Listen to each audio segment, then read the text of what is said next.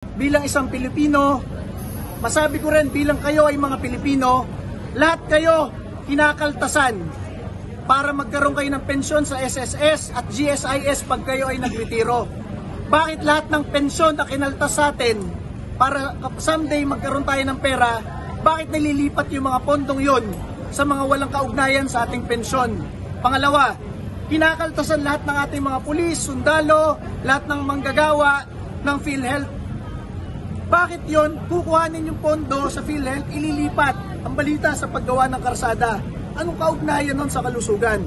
Pangatlo, bakit yung iniipong mga ginto ng Bangko Sentral, matagal na panahong iniipon, bakit ang balita, binenta natin, tayo pa yung pinakamalaking bansa na nagbenta ng ginto buong 2024. Pang-apat, bakit yung iba't iba pang pondo ng PDIC, yung insurance ng lahat ng bangko natin, nililipat rin? Pang-lima, napakaraming kriminalidad na nangyayari sa ating bansa. Noong isang araw, merong batang babae, 3 years old, ginahasa, pinatay. Noong isang buwan, merong lola, 8 years old, ginahasa, pinatay. 4 weeks ago, merong dalagita, 16 years old, natagpuan sa bagahe, nakalutang sa ilog, patay. 2 months ago, merong 6 years old na bata, pinugutan ng ulo. Ang daming nangyayaring kriminalidad.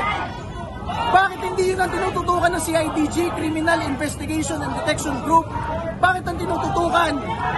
Paano niya kasuhan ng Pangulong Rodrigo Duterte at ngayong gabi, paano niya maisakay ang Pangulong Rodrigo Duterte paalis ng bansa? Tayong mga Pilipino ay nagrereklamo, tayong mga Pilipino ay nasa dulo na ng ating pasensya. Bakit ganito nangyayari sa ating bansa?